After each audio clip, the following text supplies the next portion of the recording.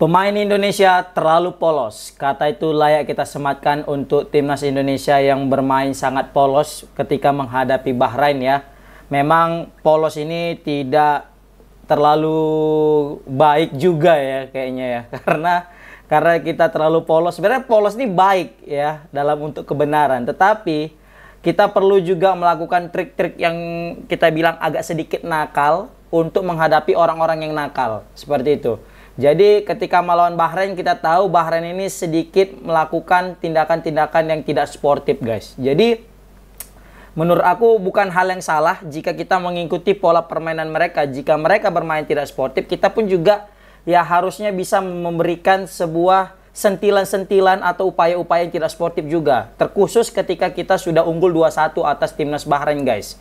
Dan ini juga mungkin karena ada efek kesal masih terasa ya, kesal ini ya, bangun kita ini langsung buat video, cuci muka bentar, kita buat video, terus mengungkapkan kembali kesal-kesal dalam hati, gergetan yang masih tersimpan akan kita luangkan dalam video ini guys. Jadi aku tadi sempat nonton video Bung Ropan di dalam akun YouTube-nya. Di situ beliau bilang bahwasanya pemain Indonesia itu terlihat terlalu polos. Dan itu aku setuju juga ya gitu guys. Kenapa? Karena ketika sudah menit 90-an, kita itu malah terlihat seperti masih ingin mencari gol lagi. Ya, dan juga tidak terlihat ada upaya untuk mendelay permainan. Tidak ada upaya untuk memecah konsentrasi. Kita tahu Bahrain pasti sudah sangat gergetan ingin mencari gol lagi hingga menyamakan kedudukan, sehingga mereka terlihat sangat konsentrasi dan sangat menggebu-gebu gitu kan. Nah, apa salahnya jika timnas kita itu saat itu mau ya untuk menjatuhkan dirinya ataupun at least untuk mengganggu konsentrasi mereka dengan upaya guling-guling, meminta tim medis, perawatan dan sebagainya. Ya, walaupun mesti kita akui ya itu mungkin tidak akan terlalu berdampak secara langsung ya, kepada pemain timnas Bahrain ya, karena memang wasit juga sudah berpihak kepada timnas Bahrain, tetapi setidaknya itu akan merubah konsentrasi mereka, sedikit mengganggu konsentrasi pemain Bahrain untuk mencetak gol guys, seperti itu. Memang mesti kita akui Bahrain ini agak kotor mainnya ya, tapi kayaknya memang ini hasil yang cukup berat sih asli. Memang sampai sekarang ini masih menjadi hasil yang cukup sangat sulit untuk diterima oleh seluruh pecinta sepak bola Indonesia guys. Ya memang nanti kita masih ada pertandingan selanjutnya ketika menghadapi China. Nah semoga aja di China ini tidak ada lagi drama-drama wasit Timur Tengah ya. Jujur aku agak trauma sih menurut aku ya, ketika kita menghadapi tim Arab dan kita mendapatkan wasit dari Timur Tengah lagi guys. Ini terkhusus ketika kita nanti main di Gelora Bung Karno, kita masih akan jumpa Arab Saudi dan jumpa Bahrain. Dan kita juga berharap semoga tidak ada lagi insiden-insiden yang memalukan seperti ini guys. Untuk di pertandingan ini memang jujur kita akui di babak pertama kita kalah garang lah dengan timnas Bahrain. Memang kelihatan Bahrain lebih unggul di babak pertama. Mereka memang seakan-akan ingin langsung mencari gol cepat dan ingin langsung unggul, serta langsung membuat saiwar-saiwar dengan cara-cara curang, yaitu dengan jatuh-jatuh ya, guling-guling FC gitu ya. Dan itu memang sempat membuat timnas kita ini merasa kewalahan karena agak sedikit kesal dengan pemain-pemain Bahrain yang seakan-akan ini bisa kita bilang ya, ingin membuat timnas kita itu menjadi kesal sehingga pecah konsentrasi kita. Ditambah lagi wasit pun kayak mendukung gitu kan. Masa dikit-dikit prit gitu ya kan. Jadi terakhir lebih banyak peluitnya daripada mainnya gitu.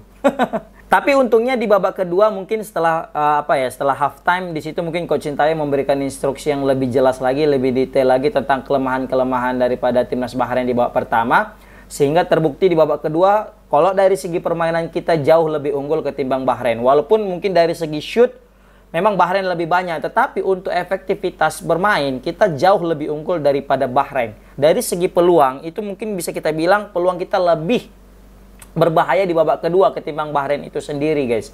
Tetapi ya itu memang nasib masih belum berpihak kepada kita. Hasil 3 poin masih belum berpihak kepada kita. Hanya hasil seri yang berpihak kepada kita guys. Tapi nggak apa-apa. Maksudnya 1 poin juga cukup berharga bagi timnas Indonesia dalam laga tandangnya. Ya kita pun juga pasti kesel dan greget ya dengan hasil ini, karena kemenangan yang sudah depan mata harus sirna, harus dirampok secara tragis oleh wasit Bahrain. Waduh, ini sebenarnya wasit Oman, tapi kita bilang aja wasit Bahrain ya, karena memang wasitnya ini betul-betul memihak banget kepada Bahrain ya.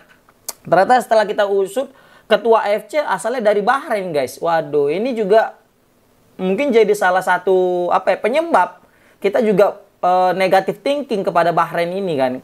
Bayangkan ini pimpinan AFC-nya itu dari Bahrain dan dia memilih wasit ini, yaitu wasit Ahmed Al-Kaf ini, yang mana notabene dari Oman dan udah banyak sering merugikan negara-negara Asia Tenggara, bukan hanya Indonesia, Thailand juga pernah kan gitu juga kan. Dan selalu menguntungkan negara-negara Arab. Nah, ini jadi polemik atau tanda tanya besar. Mungkin kita pasti, aku yakin Pak Erick Thohir juga akan melakukan protes, PSSI akan mengirim surat protes kepada FIFA ataupun AFC. Ya, walaupun kita tahu protes pasti hanya protes saja, dianggap sama mereka, tidak akan ada tindakan yang lebih. Kalaupun ada tindakan, kita berharap ketika kita menghadapi timnas Arab, mau Arab Saudi maupun Bahrain, pokoknya yang ada pokoknya yang ada nuansa-nuansa Arabnya, aku harap kita bisa langsung protes ketika sudah ditentukan pelatih yang dari Arab lagi. Jadi kita ada punya dalil, punya bukti, kita nggak mau kejadian yang sama terulang lagi ketika nanti main di GBK guys. Itu sih ya. Tapi nggak apa-apa, kita tetap apresiasi seluruh perjuangan daripada anak-anak timnas Indonesia yang sudah berjuang semaksimal mungkin. Mereka juga sudah melakukan yang terbaik. Kita juga sudah melihat bagaimana mereka mati-matian ya untuk meraih kemenangan. Tetapi memang karena wasit semuanya berubah. Yang penting kita harus fokus melawan China nanti ke depannya. Kita lihat juga di beberapa postingan timnas, mereka sudah take off ya. Mereka sudah pergi, mereka sudah masuk ke pesawat tanpa basa-basi, tanpa lama-lama menginjak tanah Bahrain. Langsung mereka pergi menuju Qingdao untuk persiapan melawan China. Nah, sebenarnya melawan China ini yang lebih krusial lagi. Karena mau nggak mau kita harus mendapatkan 3 poin. Kalau yang penting, satu pesan aku, yang penting kita jangan kalah aja, udah itu. Mau dapat 1 poin pun nggak masalah, tetapi kita karena kejadian kemarin melawan Bahrain kita seri, maka sebenarnya melawan Cina 3 poin itu harga mati sih menurut aku. Kalau misalnya kita pengen lolos sebagai peringkat kedua. Tapi untuk peringkat ketiga dan keempat, untuk seri di China pun juga tidak akan masalah. Karena kita masih bisa bermain nanti ketika di Gelora Bung Karno menghadapi China dan Bahrain. Bayangkan guys, kita ini udah 3 kali main. Dan 2 itu bermain tandang ketika Arab Saudi dan Bahrain. Dan kita baru sekali loh main di Gelora Bung Karno. Dan nanti di Qingdao itu main away lagi. Dan kita udah melakukan 4 pertandingan. Dan 1 cuma melakukan partai kandang. Otomatis di leg kedua nanti kita akan lebih mudah lagi persiapan menghadapi mereka. Karena bermain di kandang. Dan kita tidak perlu melakukan perjalanan-perjalanan jauh lagi guys. Sehingga ini cukup menguntungkan timnas Indonesia dalam mengarungi kualifikasi round 3 ini guys. Menurut aku untuk peringkat 3 dan keempat masih terbuka lebar. Untuk peringkat kedua mau nggak mau itu ditentukan ketika melawan China guys. Jadi semoga aja nanti di GBK kita berhasil membabat Bahrain.